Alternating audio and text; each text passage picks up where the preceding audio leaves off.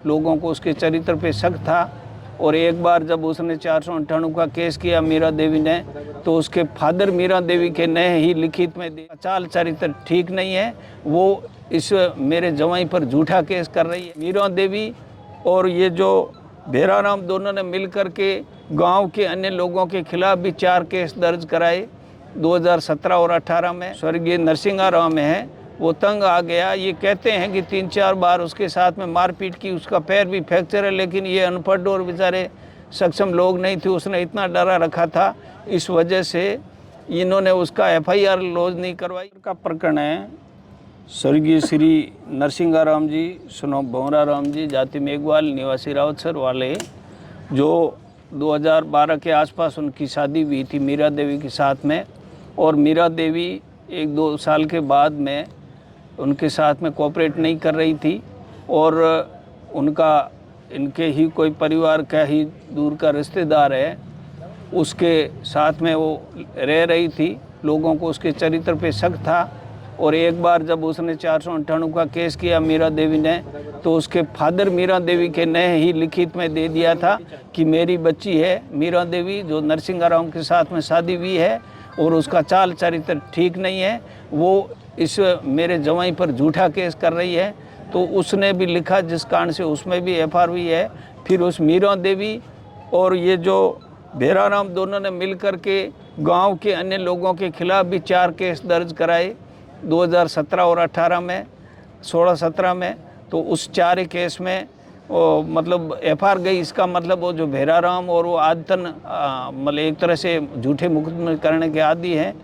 तो ऐसी स्थिति में एक व्यक्ति जो स्वर्गीय नरसिंहाराम है, वो तंग आ गया। ये कहते हैं कि 3-4 बार उसके साथ में मारपीट की, उसका पैर भी फ्रैक्चर है, लेकिन ये अनपढ़ और बेचारे सक्षम लोग नहीं थे, उसने इतना डरा रखा था, इस वजह से इन्होंने उसका FIR लॉज नहीं करवाई। और उसने 2017 में एक परिवाद दिया था नरसिंहाराम ने SP साहब को, उसमें लिखा है कि मेरे गहने हैं, मेरी पत्नी है, और लेकर के गई है, नहीं दे रही है।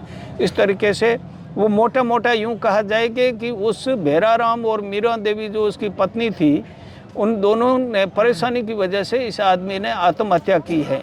और ऐसी स्थिति में जो ग्रामीण लोग और वहाँ के जो 36 कौम के लोग भी इस पीड़ित पक्ष के साथ हैं, मृत के परिवार के साथ में, और सभी एक मांग रख रहे हैं कि जो आदमी ने आत्महत्या की है नरसिंहाराम ने, वो मीरा देवी और भेराराम की वजह से की है और उनको गिरफ्तार किया जाए, ये इनकी मांग है।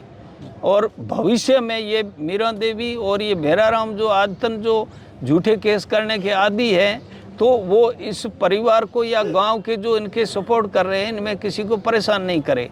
इस मामले में सामान्य जो हमारे बीच में डिप्टी साहब थे, उन्होंने भी आश्वस्त किया है। SP साहब का भी फ़ोन आया था कि जो इनकी जायज़ चीज़ें मांग पूरी करेंगे।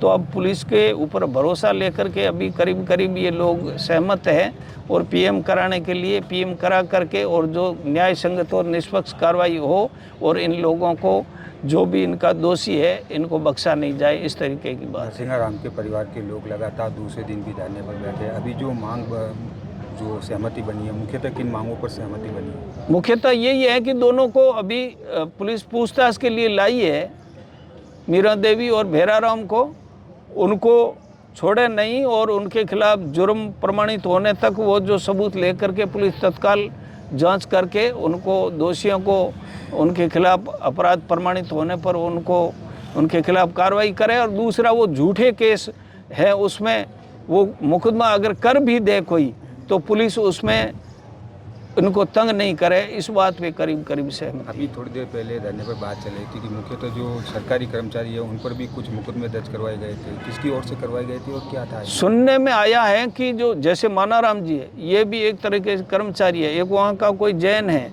या दूसरे ग्राम सेवक है, और एक जो मीरा देवी है जिसका स्वयं जो उसके साथ में बैठी है भेराराम के साथ में, इसकी मृतक की पत्नी है, उसने अपने भाई के ऊपर भी और फादर के खिलाफ भी शिकायतें दी है। तो ऐसी स्थिति में ये कर्मचारी भी और गांव बस्ती के लोगों के खिलाफ 3-4 केस किए हैं। तो वो मैंने कहा कि आदतन इस तरीके से वो ये जो गांव वालों की और व्यथा सुनी, और जो मेरे पास जो RTI के जो कागज़ आए हैं ये मुकदमे के, इससे लगता है कि वो, और उस साबित ये करता है कि सारे मामलों में FIR लगी है, इसलिए साबित हो रहा है कि वो आदतन शिकायत प्रवृत्ति का व्यक्ति है।